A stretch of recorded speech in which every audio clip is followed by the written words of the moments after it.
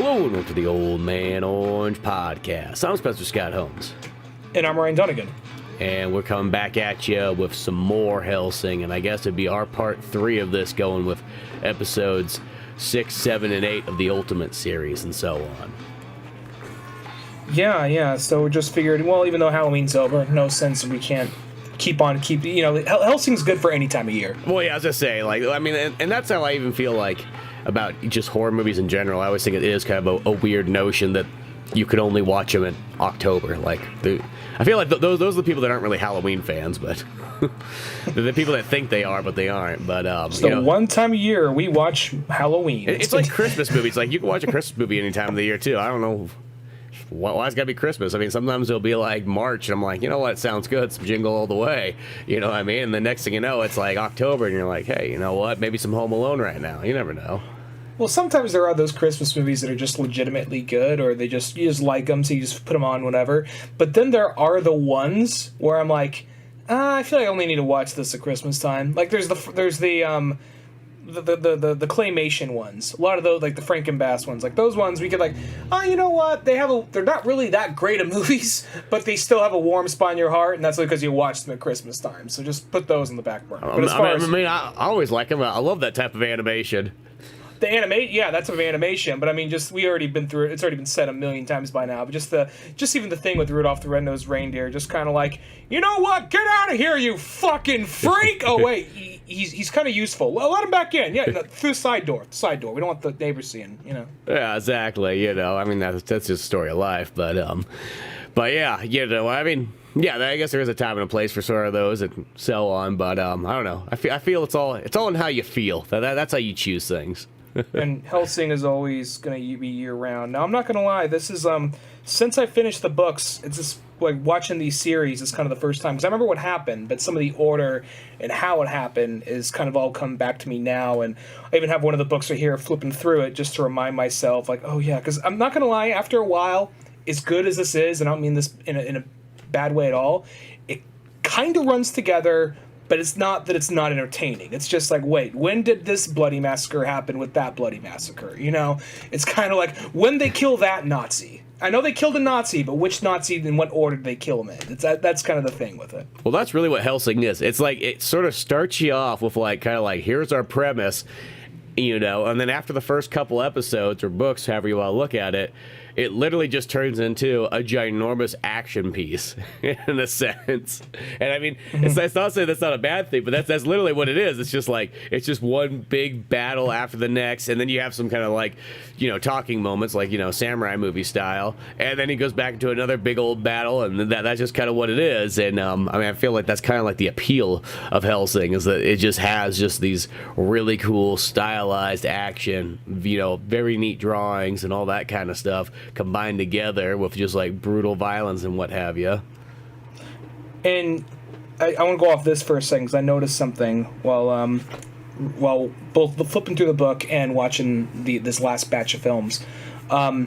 You said that they were looking to do a live action Hellsing. Now that, who knows what's going to happen, because it's still kind of very raw. That news came out not too long ago, and I think the guy from John Wick, he was at least attached to writing it. I don't know if he's producing, directing, or what, but watching it, there's that scene where Integra is surrounded by all those Vatican guys. She's like, fuck this, I'm going home, and just keeps walking, and they all pull guns at her, and she's sitting there looking stern with all these guns pointing at her, and she's not even moving or flinching. That very thing is in this book somewhere. That is like directly like the John Wick 2 poster. And he said, like, I was always a fan of Hellsing, and then I've been seeing that. I'm like, maybe he was. Maybe that's just not some PR bullshit he's saying. Yeah, exactly. You never know sometimes.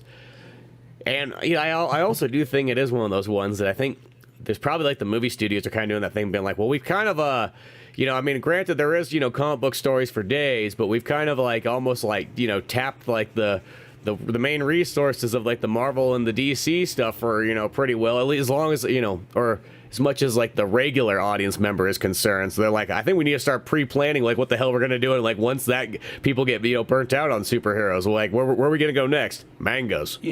Yeah, well, after Eternals, I mean, this happens every time Marvel puts out a movie that disappoints somebody.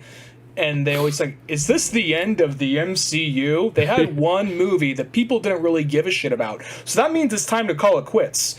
Like, you fucking quitters, you know. So it's I just think like, it's funny too, because like Eternals was like one of those ones. I mean, like, granted that should have been more like I felt like a Guardians of the Galaxy type one, where like, hey, nobody really knows what this is, you know, fucking go ham at it, just like really like put it together real well, you know, do something that's gonna blow people's minds and so on.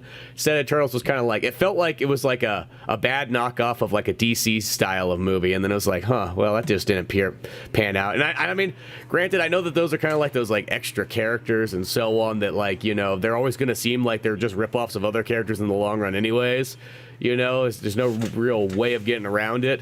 I mean, shit, they're probably like those ones. They're really just extra Jack Kirby characters, and it feels like, well, you know, Jack Kirby also created all like the Dark Side character world too, and so this always feels like sort of a knockoff of that, which it probably was. It's probably like, no, that's literally what it was. He said fuck you to Marvel, went to DC. DC was pulling the same shit, and he says like, well, we don't, this fourth world new god Mr. Miracle shit, what the fuck is this? All right, yeah. Fuck you, I'm going back to Marvel. Hey guys, I'm gonna do a spiritual successor to my new god shit I made to DC. That's what Eternals is, basically. Yeah, so I think that's the thing is it's like, it's sometimes kind of like, without like, you know, the average person doesn't know that backstory, so it just looks like a total knockoff like type thing. And I bring that up, I was gonna say, before we jump actually into Hellsing proper right here, the reason I bring that up is because people a lot of times journalists and so-called comic book experts and all that, they'll say like, the comic book industry is dying, man. It's just an old thing. It's just not going to be around forever. Like, maybe it won't be around forever, but at the same time, you know what's kicking ass right now compared to sales in like American comics? Manga. Yeah. Manga is selling really fucking good. And I think the reason is, I mean, don't get me wrong, I prefer Marvel and DC over a majority of manga. But the reason is, I think it's because you don't have all this years of history. You got people that are able just to hop on. And plus different reasons. You get people who like, okay, there's a anime I really like. Oh, the anime that's out. I have to wait for the next season. Or I could read the manga, which is already this many volumes ahead. Or they read the manga that goes the opposite direction from the anime which it's based on. Mm-hmm. So there's already reason enough to kind of to check out the mangas and all that. So when people say it's just a dead medium, why do kids want to read picture books when they could look at a superhero? Well, they're still fucking reading picture books, just not ones that were originally printed in English. So I don't know what to tell you. Yeah, but, well, it's just that one. It's a certain type of audience that likes. It's gonna always like to read. You know what I mean? That's like saying that novels are gonna go away too. You know what I mean? I think it's kind of a dumb thing to sort of say. I mean, it might not be the number one media. It's probably not going to be like novels were in the 1800s, where it's just like, you know, I mean, the only people that's not reading novels are people that can't read, I guess. But you know, it's like it's one of those ones. I know it's like we split the pie, of course, but I do think that they are kind of getting that point where they're like, you know, at some point people are going to get a little bit. That's just the inevitable. People, the average Joe, not the comic book fan, not the manga fan, not that kind of person, but the average Joe at some point is going to get burnt out at the comic books, and that's going to make it not be the number one movie. But so I feel like, hey, you know what? We're going to have a built-up audience of anime and manga. That's where we can start turning into this. You know, they've obviously in the last 10 plus years have sort of like filtered in a couple movies here and there. Speed Racer, Ghost in the Shell. You know, there a few others like that. I mean, and then taking some of the Japanese ones and bringing them over. But I feel like at some point that's going to be the one where people are gonna just start buying up like manga rights left and right to try to like compete with each other. Yeah, because once you're kind of like, all right, well, there's all the Marvel and DC stuff, and then there's Dark Horse and Image stuff, and then there's whatever other books, and now I think ahead of all those other random books, they got a bunch of manga. I'm like, well, you know what? Manga and anime is a lot more respected now, more so than it was 10 years ago. There's still some stigma behind it, but a lot of those people are going to be dying off soon. Yeah. So let's just give it a shot, and I feel like that's what they're doing. I mean, regardless of how people will perceive it as good or bad, I mean, the Cowboy Bebop live action series is right around the corner. Yeah. As well as they got a One Piece one. Apparently they have a Gundam movie for Netflix, live action Gundam movie coming on Netflix that they're working on. So I know Netflix doesn't have the best track record, but I don't think those are going to be the only ones trying to get a piece of that pie. And a Hellsing one could work. Just hopefully I don't expect it to be nearly as bloody, but just let it be bloody and let it actually live up to some aspect of the comic or the manga. Yeah, just let it have, like, just don't censor it, I guess, is the key thing. And it's kind of a tough one, because Hellsing is one of those ones that, like, like, even this day and age, like, if it was any other company that kind of had Hellsing, they would end up going back and, like, recensoring this show, because it's just one of those ones, like, this is what I'll use as an example, is like, okay, you get all the swastikas. I know I've mentioned this before in the previous episodes, but like stuff like Blood Rain, like in their like later versions, they actually pulled the swastikas out of them and so on. And so have other kind of like World War II things, because that's why sometimes I look for it.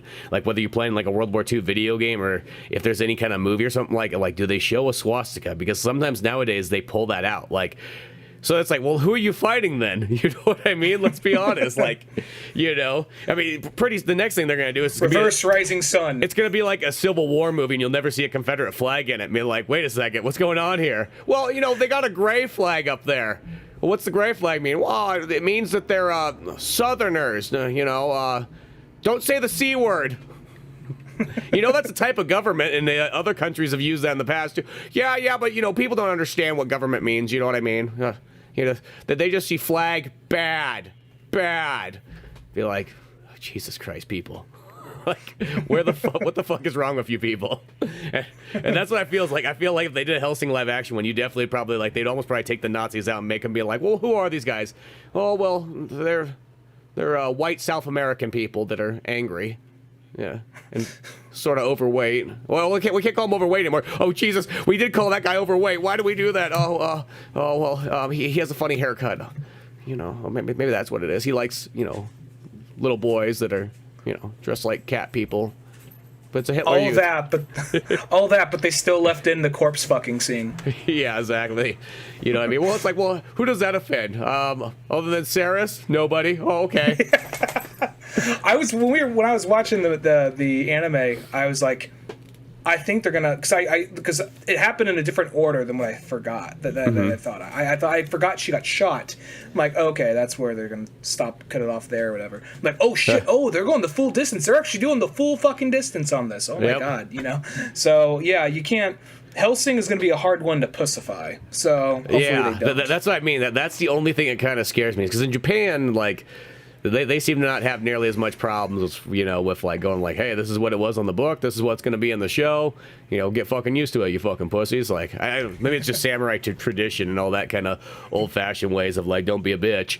But sometimes in the U.S., it's like they'll kind of like try to like pussyfoot around them. It's like, well, there's a certain demographic that probably actually won't watch Hellsing, but we don't want to get them offended.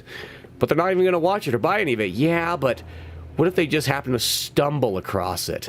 And then they have their lawyers, on speed dial to come try to sue us for it, because that's the kind of people they are. That's just somebody just walking through at the time at Barnes and Noble or Borders, and then like they bump into the manga section, a book flies up, they're like whoa, and it just lands like right on the part where like Seras' mother's corpse is getting raped by a Nazi or whatever, and they're like, what? Yeah. That's almost like how it would have been back in like the 90s, almost, if it was, and like there's like a mother's against the Japanese. And here's the thing: I'm not promoting like more corpse fucking. I'm not saying that. I'm just saying that that's more what it is like in the story. It's not, that's how I feel. It's like it's not saying anything like that. I'm just saying it's like literally, it's like you don't censor somebody else's story, and if that's like what you're using to like make your character like have like a traumatic experience as a youth, that's part of the storytelling. I don't know. It's just like. It's storytelling, like, Jesus Christ, people. Yeah.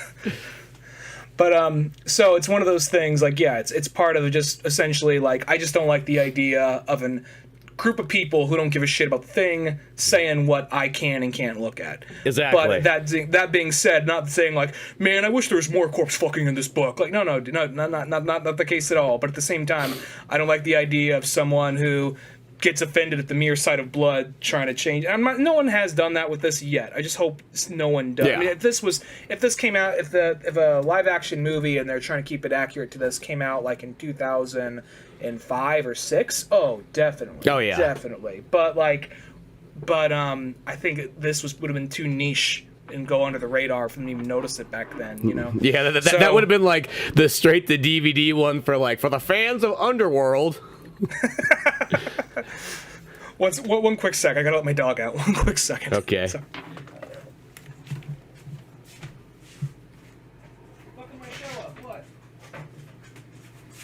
Oh, that dang dog. All right, and I'm back. There Sorry we about go. That's okay.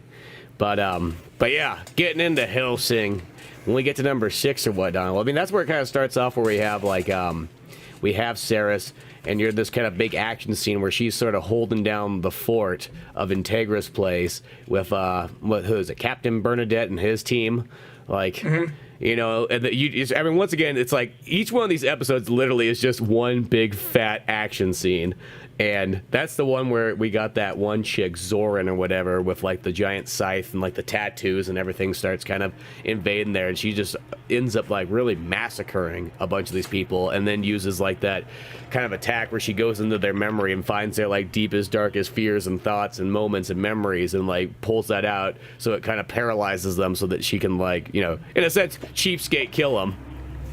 Yeah, and the thing with that is that almost does become kind of like a I know they're fighting against vampires, but it almost becomes more like a zombie, like a zombie on crack times 10 kind of thing, because it's a matter of just because when you think vampire stuff, you don't think about them barricading themselves in a spot trying to survive too often. I mean, I know it's probably happened if you look long enough, like 30 Days a Night or whatever, but majority of the time, that seems like more of a zombie type premises or something like that, or even Assault on Precinct 13, which I can see them taking inspiration for this book, or movie.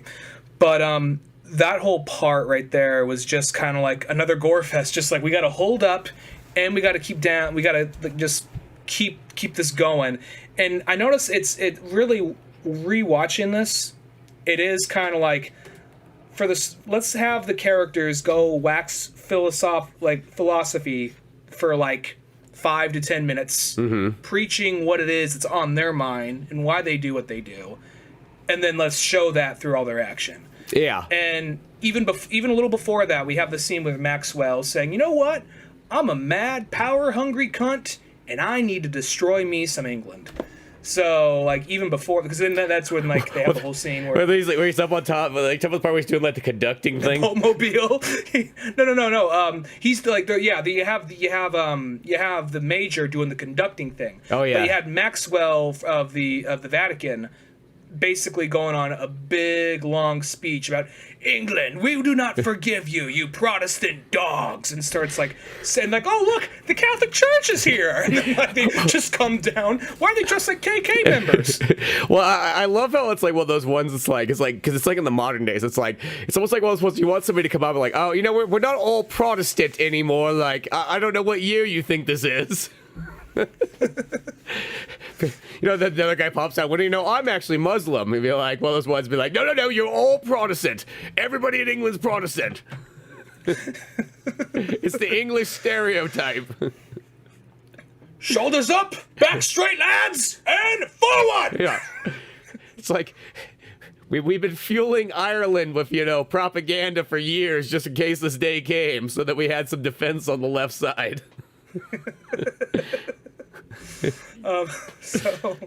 But it's like one of those things where, like, it does just use. You already kind of did not like Maxwell and that whole thing, and this is more of just kind of a tee up because he's just there spouting his nonsense, and then you kind of see how just petty and shitty he is. And there's even that small little thing they do where when he wakes up, he has a little bit of drool on the side of his face. He's embarrassed, but he can't wipe away with his Jesus gloves. So the guy hands him a handkerchief. Yeah, exactly. And even though they're all the priests along the side and like the Apache helicopters are like, "Let's blow shit up. This is why I went to church on Sundays for the last every day of my life." Yeah, exactly. Those was ones like, hey, if you knew you were gonna fly around an Apache helicopter, I think anybody would go to church. Church sign up would be like, "Hey kids, you want to go to the Vatican? Want to become a priest? Not really. You get to fly an Apache helicopter and shoot a gun." Like, really?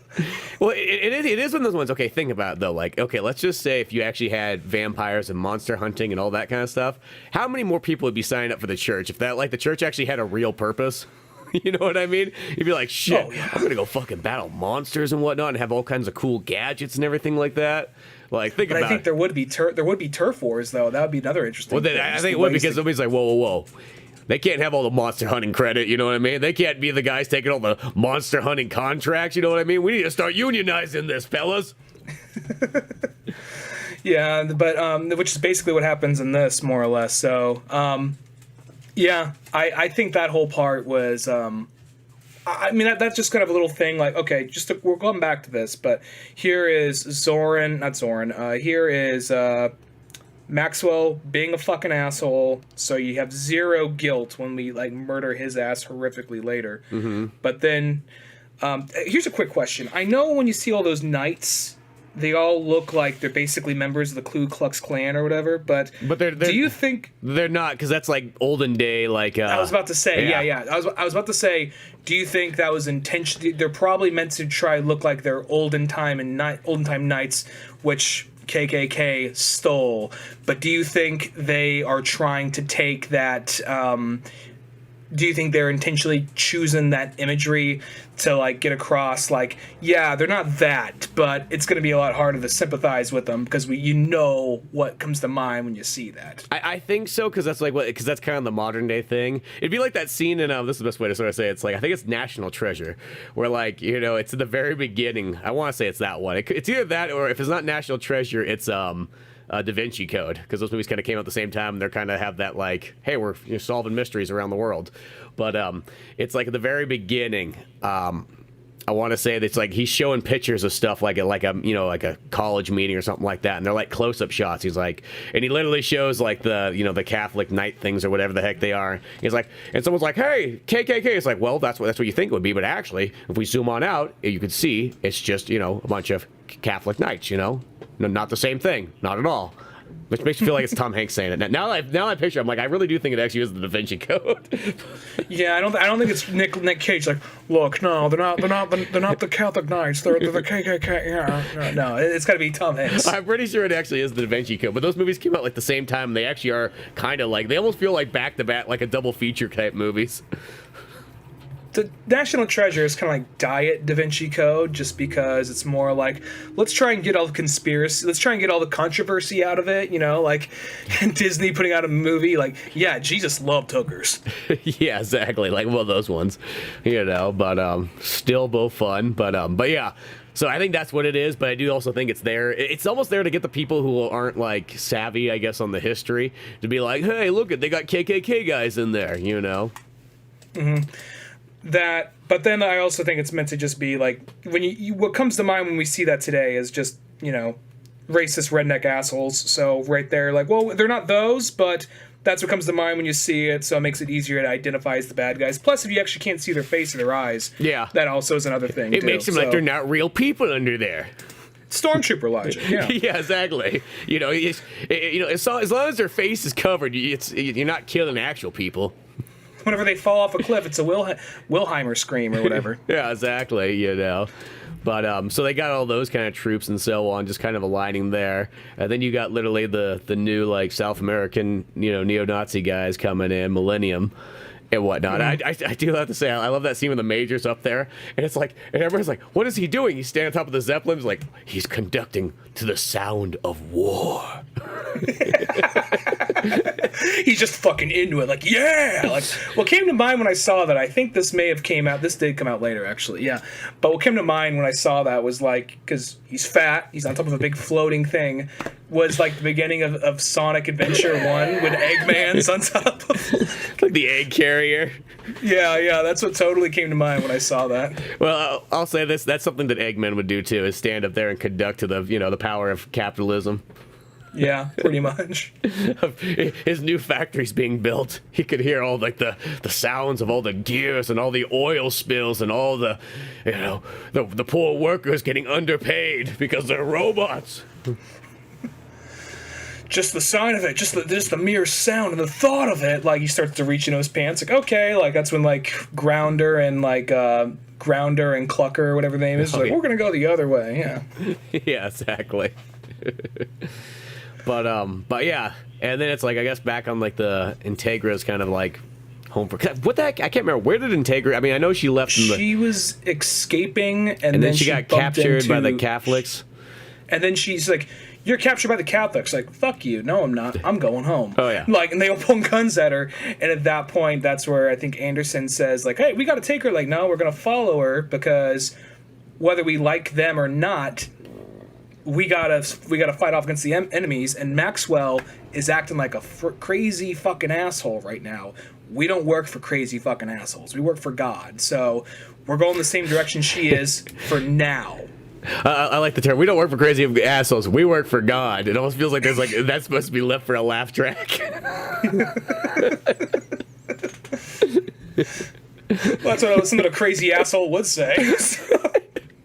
Which they all are, because they are super judgmental as fuck. I mean, the idea of like, I mean, I like Anderson, but I mean, well Anderson's cool just like because he's just like because he's almost just crazy too, and he just has this super obsession with killing Alucard. That's like all like he cares about. That's the only reason he joined the church.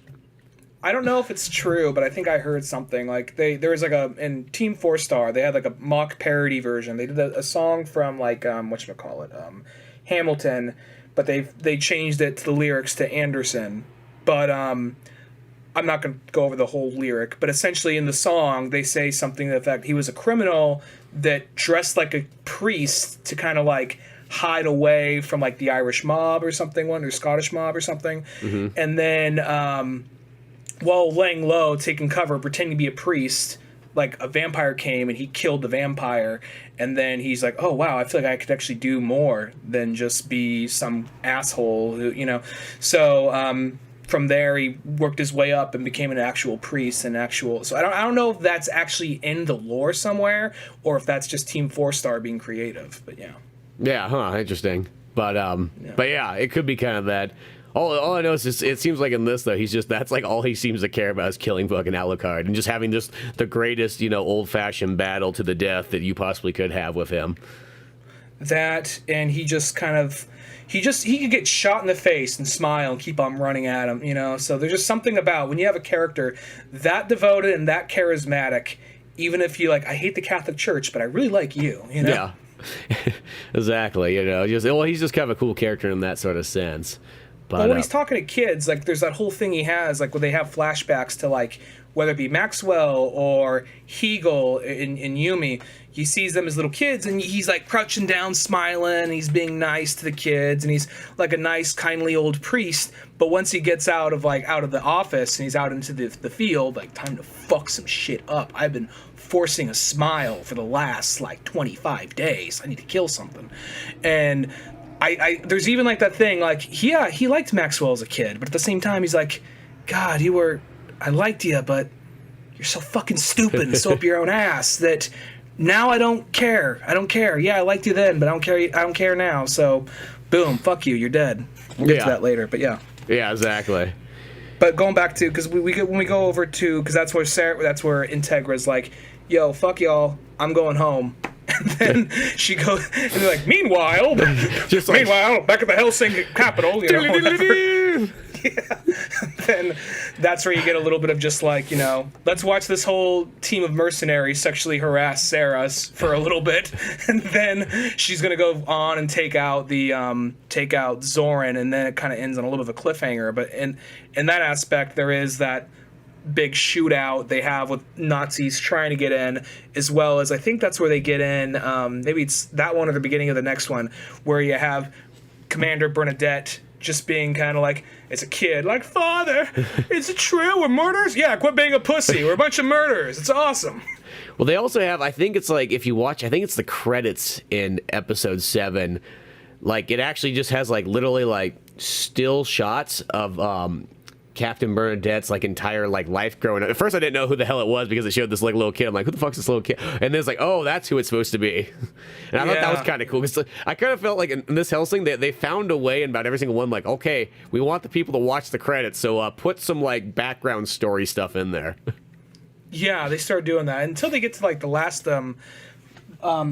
I think episode 8. It's just It basically was just like a music video. Yeah, I was saying, but Yeah. like the last couple, I think like 5, 6, and 7, I noticed they started having shit like important stuff kind of happening there, or at least stuff that sort of added to it and whatnot. Whether it be like one of them was like the formation of Hellsing. Another was like, I think just dealings Millennium may have had or something to that effect. Just like world building stuff like that. Yeah. And, You know, and I mean, Captain Bernadette's a pretty kind of cool character and all. I mean, he's got that almost look of like, he's kind of like almost like an Australian kind of like bounty hunter kind of like cowboy in a sense.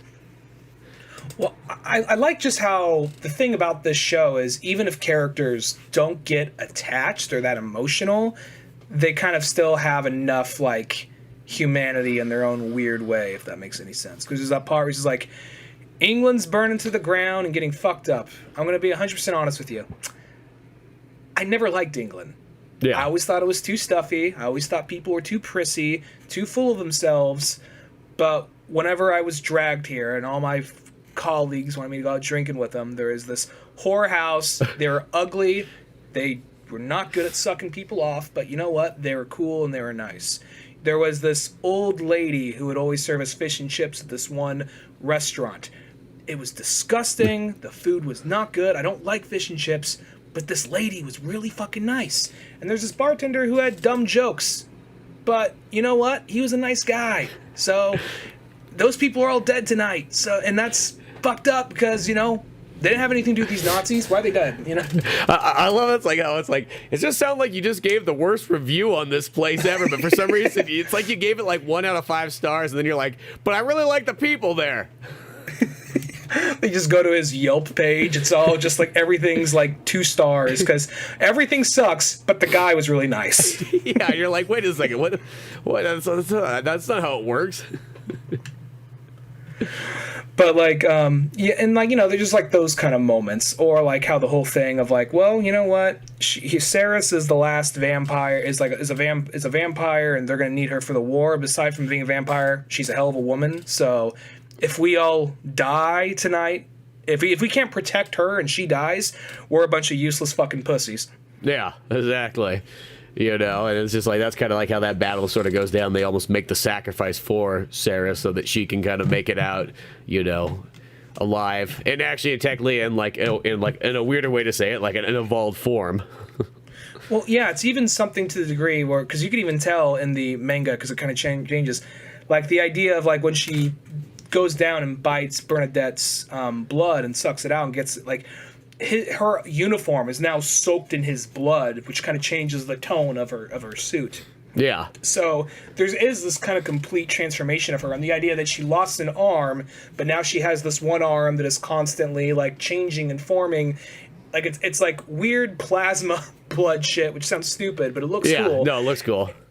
Yeah, and how like when she gives in, because every so often she's gone beast mode a couple of times, but when Commander Zoran, or whatever her name is, goes in and makes everyone hallucinate, and then she goes in and just flat out murders the ever-living fuck out of her. It's like, we haven't seen her go beast mode to that level yet.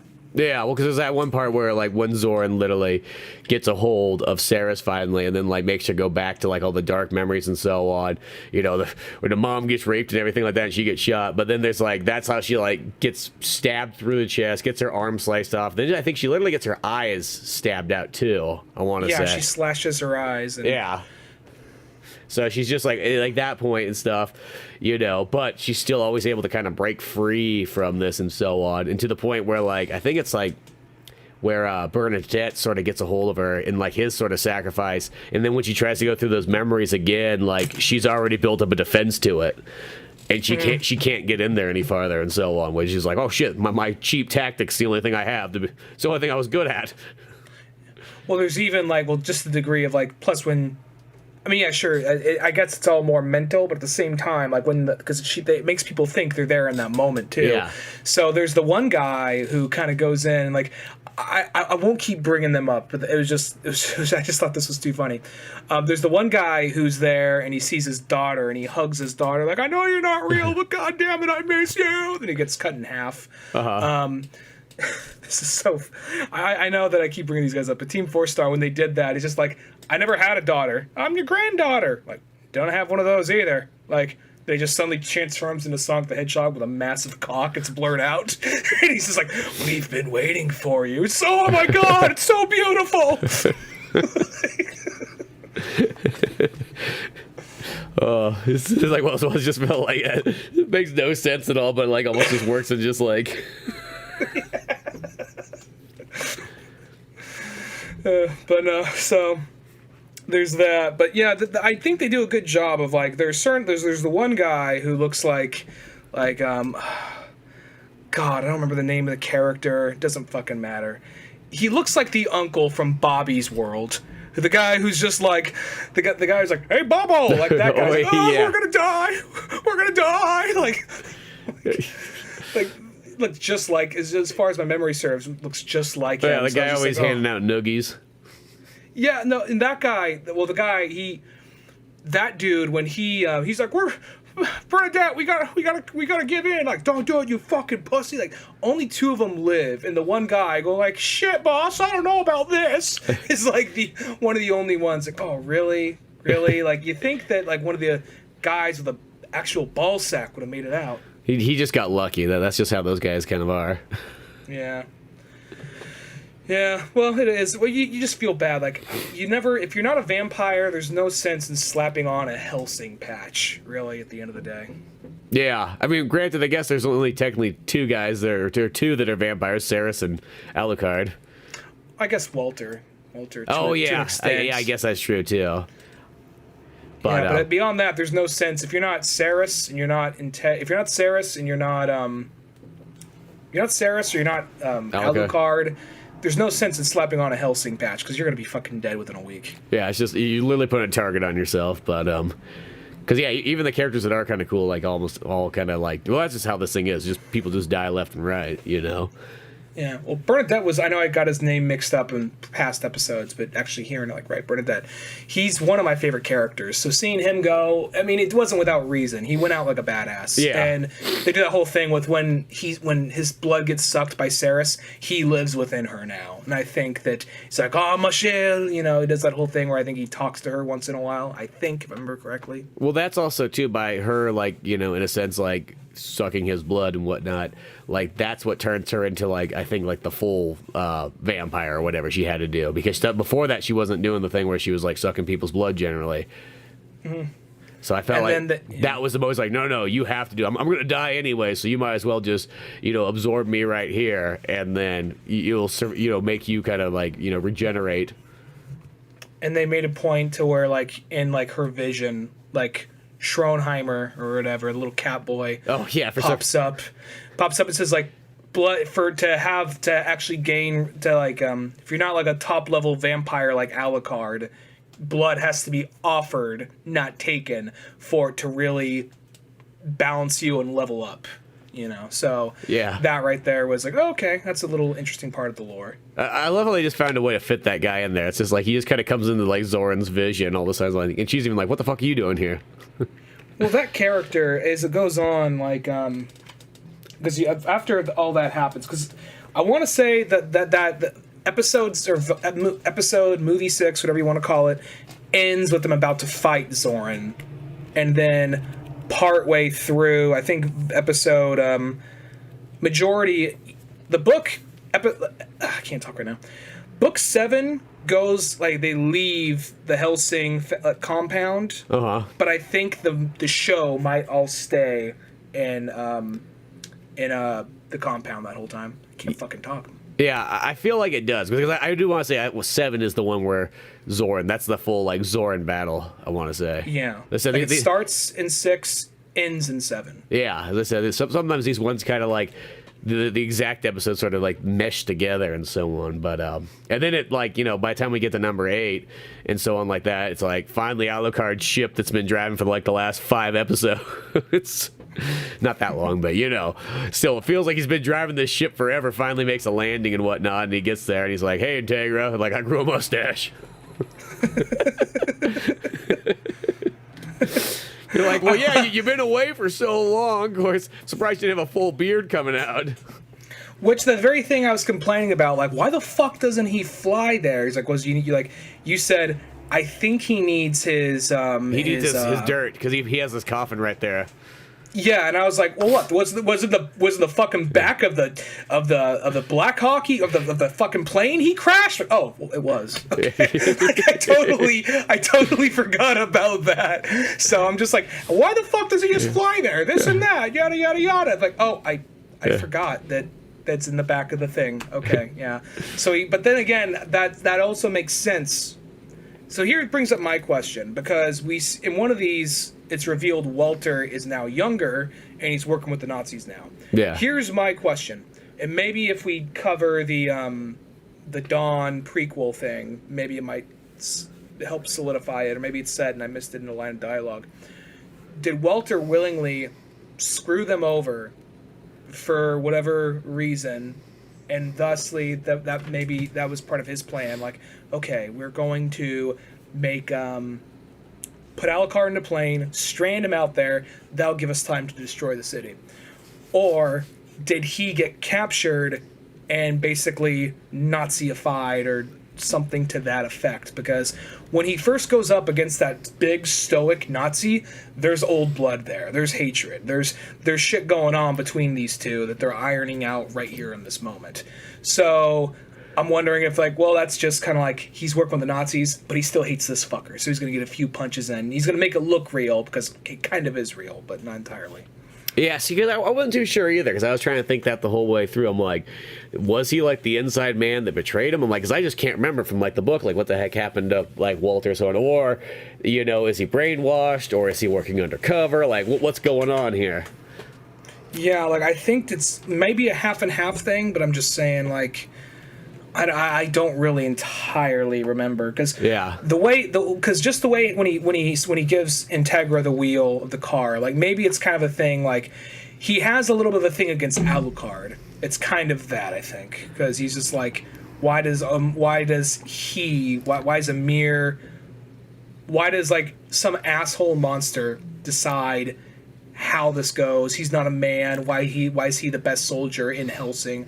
I think there might be some old blood or some grudge against it. As it goes on, Walter is a little bit smaller, a little bit more bitter than we would initially think. But out of that, he wants, at least, if possible, he wants Integra and Seras to make it out. Yeah, exactly. Maybe it is one of those ones. Just be like, well, you know, the Queen always thought that Alucard was the greatest person ever. Well, yeah, it's because he compliments her every fucking time he shows up.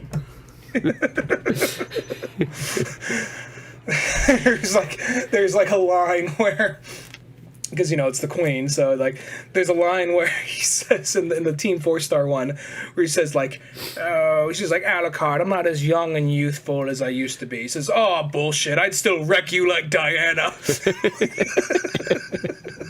You're too kind, Alucard. And she's like, oh, you make me so moist when you say that. And some guy in the back is like, I'm never having sex again.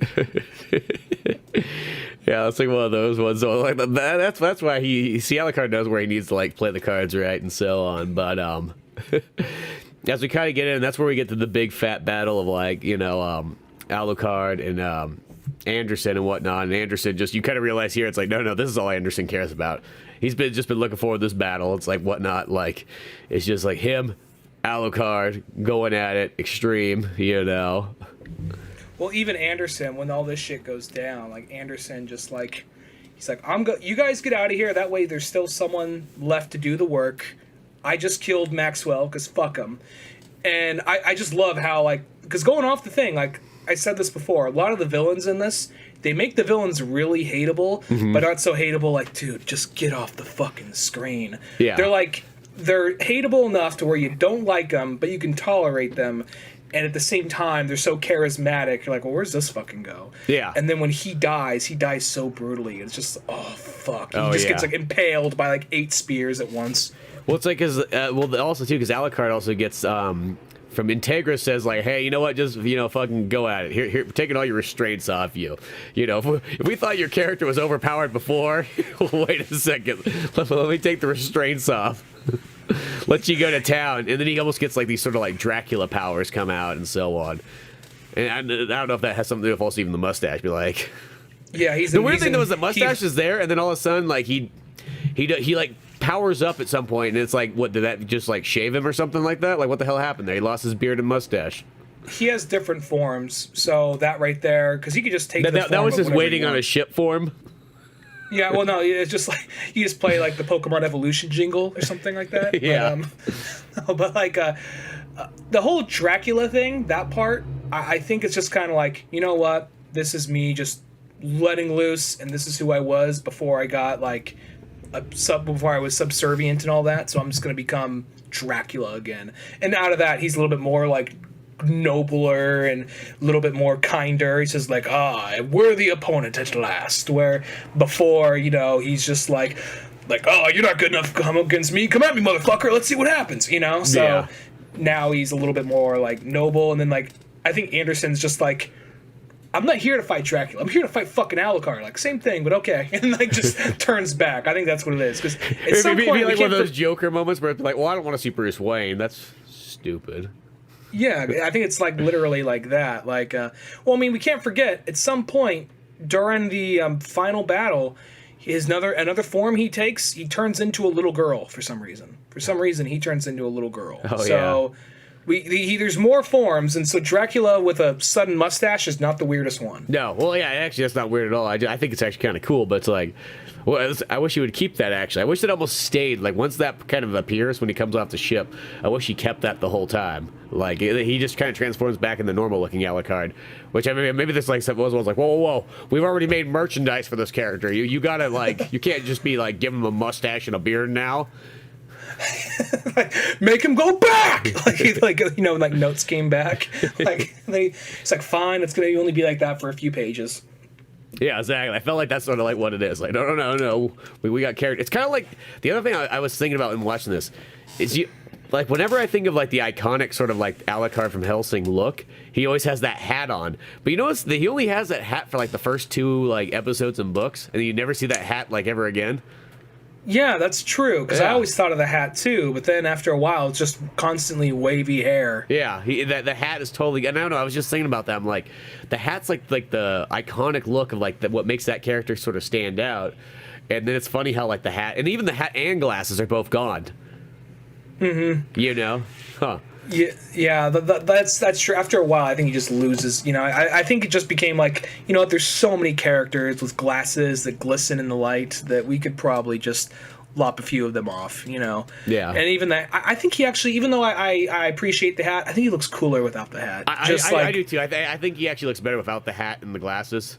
I definitely think that's a neater look. I'll say this though, I think it felt like they put the hat and glasses on to keep it so it's like you look different than a Castlevania character. Because realistically, without that hat and glasses, he really just looks like a Castlevania character. Well, it's also he apparently. I remember reading in like one of the mangas when I first got it. It was either volume 1 or volume 2. He said he was getting the guy who made Kanto Hirano.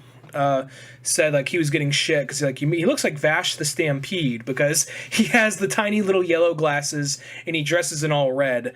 So he's like, yeah, and he's got a big ass gun. Like, yeah, okay, So I'm like, well, I'm keeping the red trench coat. I'm already committed to that, but the glasses can come and go. Yeah, exactly. Maybe that's sort of kind of it too. But, that whole part though between him and Anderson, I kind of like that. By that point, like Anderson is getting all bloodied up, and the whole thing with him is like he wants to be defeated by a worthy opponent. He actually really wants that.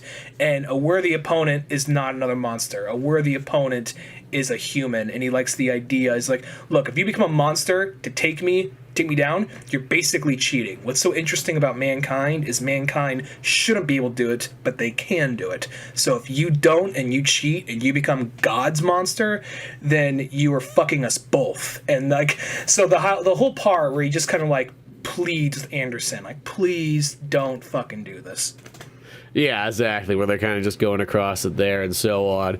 And then I just even like, too, where just, like, there's that moment, too, when both Anderson and Alucard, like, strike each other, and, like, Anderson, like, slices Alucard's head off, slices his arm off, and then Alucard just pulls the big old magnum out and blasts him, like, pretty much like a T-1000 in the face.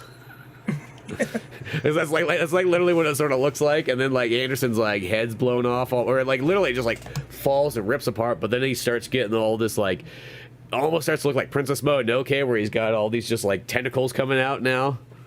Yeah, because the whole thing he does, he takes like the blade of the spear that Jesus was stabbed with, stabs it into his own heart, and basically becomes like the anti-vampire, more or less, and becomes like this. There's like meant to be like vines. I think like vines and thorns of Jesus' crown or something like that. But what I appreciate about that is every so often, whenever they do angels versus demon things, they always make, and I understand why they do it, because one's supposed to be good, one's supposed to be bad. But I feel like a lot of the times when they make this type of stuff, there's like, okay, demon looks scary. Of course demon looks scary. Angel looks nice and pretty or cool or badass or whatever.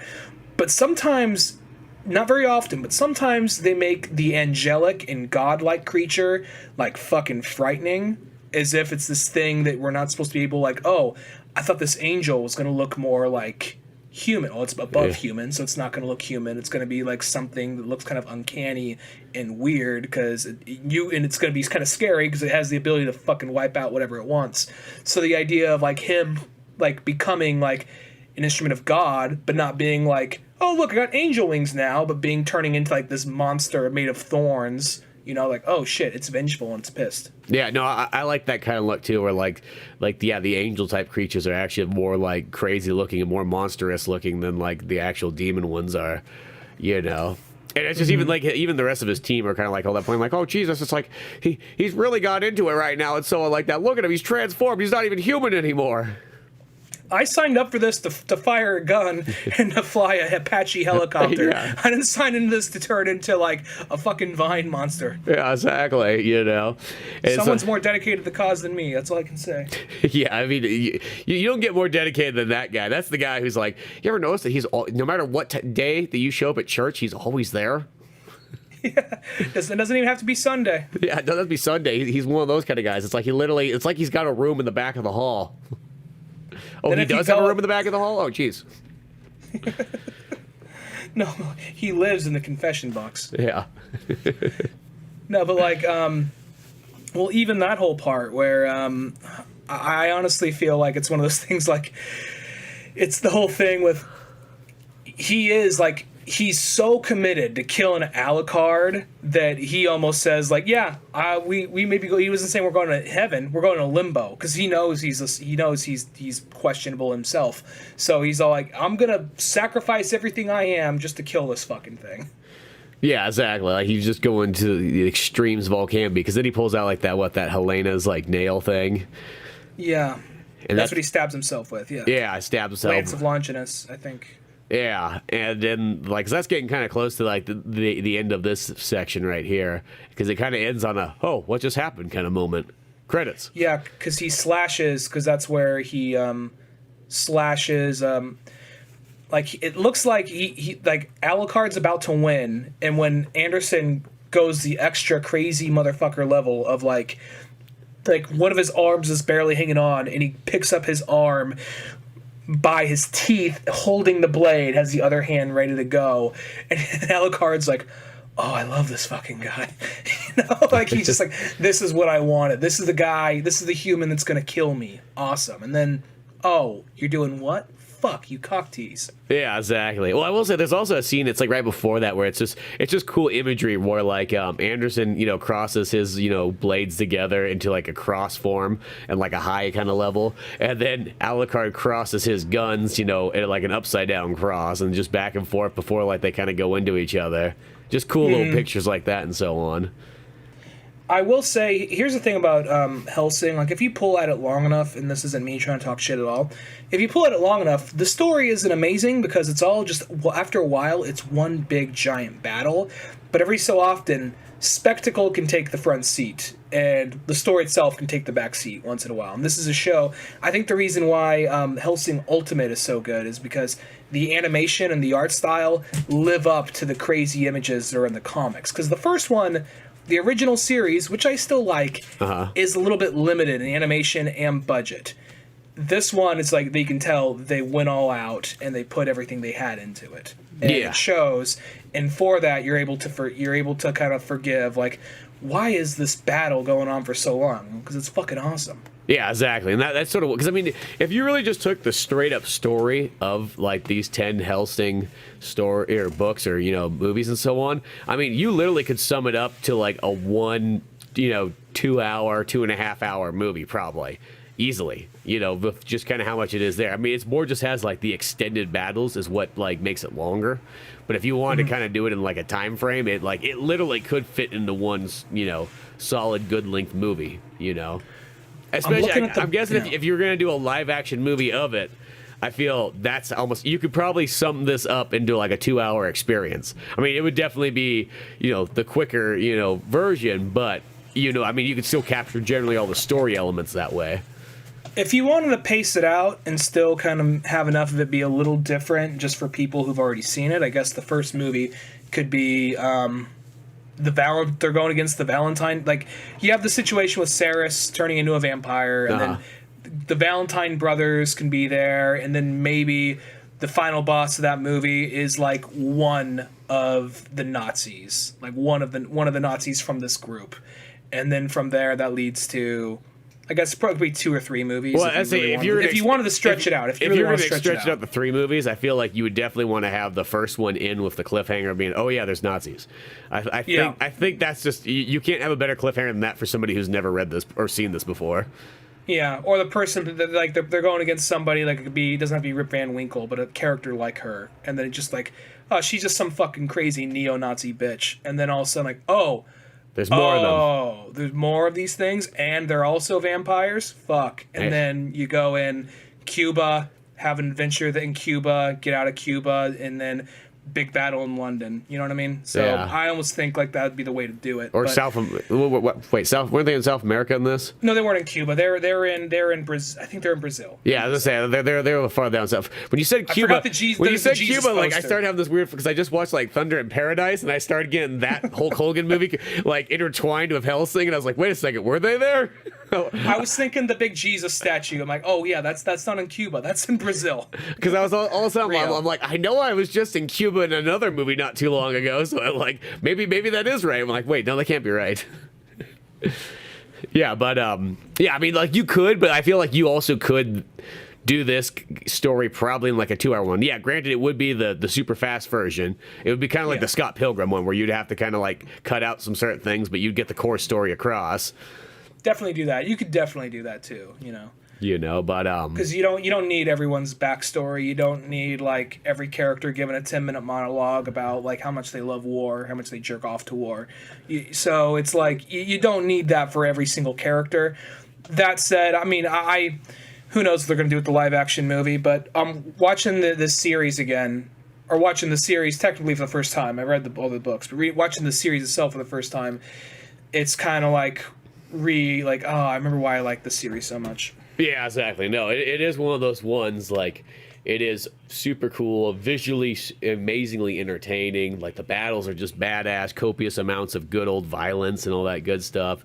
It's, yeah, and it just has that kind of, like, it sounds weird, but it just has that very, like, 2000s-y feel. Like, it's that thing that, like, you kind of realize, like, oh, the 2000s was still a pretty solid decade for, like, all kinds of stuff. At the end of the day, you kind of go back to it, it's just like, oh, that was almost, like, the most, you always want to call the 90s the most extreme one, but it's, like, realistically, because of, like, since the 90s, flows into the 2000s, it lets the 2000s almost have, like, the true extreme, like, era. Of like just going the distance on certain things and just being like, and also it's the time period where things like that kind of started to get accepted. Where that once this would have been like national news, like like what the hell is this cartoon? And then nowadays it's like, oh no, we have an old enough audience now and whatever, and nobody cares. I still think, even though Hellsing is respected among anime fans, I still feel like it's a little like kind of niche. Where if the wrong person came across it, they'd be like, "What is this? Yeah. There's Nazis in this, and there's people are drinking each other's blood. It's a vampire, like the things in Twilight." Yeah, I mean, okay. Yeah, well, I'm not saying it's not still extreme. No. I still think it's one of those ones, like, it definitely is for the hardcore audience only. It's definitely in that kind of like almost like rated X category. But Well, it's just like you got a part where like a priest gets most of his arm shot off. It's dangling on, and he's still holding onto his sword, kind of. Then he picks up his nearly broken off, like his arm is nearly coming off, picks it up by the sleeve with his mouth, and still fighting a bunch of like zombies coming out of like a big blood orgy. So it's like, yeah, it's kind of, it's not for everybody. But it's like that weird thing that like it's like, yeah, sometimes there's certain things that like if that would have came out like in like, you know, 95 on like Fox Kids, people would have been like, what? Like to see the 4Kids entertainment version of this, try to see them edit around this, like they just turn all the like, you know, they just like Alucard's just like, well, I'd say it's time to surfs up. Like, oh, he's summoning a giant wave. They just have like all the blood's just blue. Yeah, they start just going through this. Yeah, exactly. So you know, but yeah, no, Hellsing always a good time. You know what's also something I think about? Why has there never been a Hellsing video game? I feel like, well, I mean, who would you play at? I guess you'd have to play as either Integra or Seras, because Alucard would be too overpowered unless it was just a... Well, I feel like in a video game you could still play as him. I mean, like, that's... You know, I mean, I know that the way he's sort of written in the story would make him feel overpowered. In a video game, you could still play as him. I mean, obviously that would definitely be the main character. I don't know why. I mean... Yeah. Well, I feel like it would be... Yeah, probably it would be like third-person shooter, like melee kind of thing. But then, like, maybe it could also be like a... Really, realistically, it'd probably be like a Final Fantasy Tactics type of thing. Really? Because the way I pictured it being more like a Devil May Cry game. I mean... I could see Devil May Cry. I can see that. But I could also just see with... I'm just saying, because, like, think of how much of it is armies clashing and people working. You know what I mean? I could just see, like, okay, you got, like, you only play as Hellsing. Maybe multiplayer plays the other characters, but who really wants to be like, I'll play as the Nazis? Like, he's really eager for that. Almost no video game ever lets you play as the Nazis. That's something I've learned, because like, you almost never can find that kind of person you can play as in that. It's like, they always mostly limit that out. Even, like, in Call of Duty, I think World at War, it's like, when you play multiplayer, you're not playing as the Nazis. You're playing as, like, you're playing as, the brown flag people. You're like, what the fuck is that brown flag people? That's not even like German. No. Yeah, they like paper bags. I don't know. That's who it is. I know it's a I'm just a PR guy. Yeah. Just a guy crumbling in the middle of a PR conference behind a podium. Like, I don't even know why they hired me. Oh. I literally have no spine. It's a miracle I'm able to stand up straight for like 5 minutes a day. But I guess you could do it. I mean, all right. So you got like, I guess like a Final Fantasy Tactics kind of thing. I mean, you have Alucard, who always is probably your heavy hitter, but if you use him too much, maybe he gets drained, or you know, like depending on, because we'll go into the last two episodes when we get to them, but I guess something happens with that. But then you have Integra, you have yes. Well, see, because I almost pictured like if you played it like as a Devil May Cry game, you would switch back and forth between different stories where you played as Alucard, you played as Seras, you maybe would play as like kind of maybe a couple special ones where you would play as characters like Walter. Yeah, like Walter, you would kind of play as him for like, you know, a level or something like that. You know, you would play as Bernadette. Bernadette's hard mode. Yeah, it could be like something like that. He could be even the unlockable character. But I feel like, and I'll even say this, you probably could still have a game where, you know, because a video game would still kind of write its way around like how like certain things work, where you switch back and forth between just literally Seras and Alucard. You know, yeah, that could work. You literally could be both those characters back and forth and kind of tie it together. I mean, if you wanted to, it'd be cool if you did even play as all types of characters, like maybe even played as Integra for like one level and so on. But you know, that kind of game I feel could be written around that kind of way. But it's just so weird to think. It's like every other anime has at least some kind of like game, even if it's kind of a half-ass game. They mostly do, but there's literally not a Hellsing game. That's kind of bizarre in my opinion. Well, you just saying the way you could play the game just popped in my head. And some people would complain about this, but I think other people would like really appreciate the art of what it's trying to do just through gameplay. Like the idea of like you can fight against some kind of like vampire monster of some kind, like not a traditional vampire, like something else, as Alucard or Seras, and kill it with ease. But then you play it as like Bernadette or Integra, and suddenly it's a bit harder. And what seems like so easy as Alucard might as well be like a big boss as one of these characters. Just more, and not to say like these characters suck, these characters weak, but just to get the point across of how strong both Seras and Alucard really are. Yeah, the difference between that and so on. I mean, yeah, that could always be kind of the case, but yeah, no, I just felt like there should have been a game, like a tie-in one, especially when Hellsing Ultimate came out. That would have been the ideal era of like, would have been a perfect PS2 style game. Like, I don't know. It feels like it's kind of like a very missed opportunity. And nowadays, I feel like they wouldn't do it at all because tie-in games are kind of rare now, but... I wonder if they do the thing if it came out probably around, like, say, 2004 or something, where the game comes out and, like, it'd be probably more based on the anime by that point.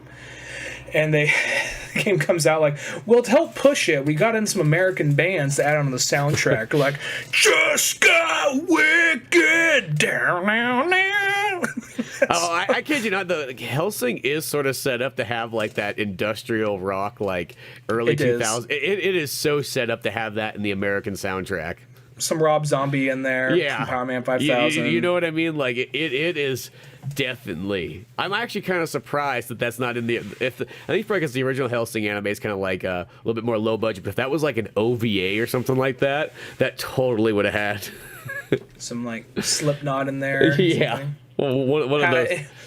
Like at the end, like you got like Alucard like diving at like a truck that's incoming, and just like here we go.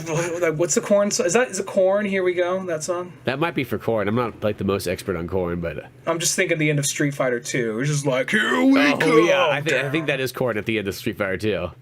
Yeah. So something like that.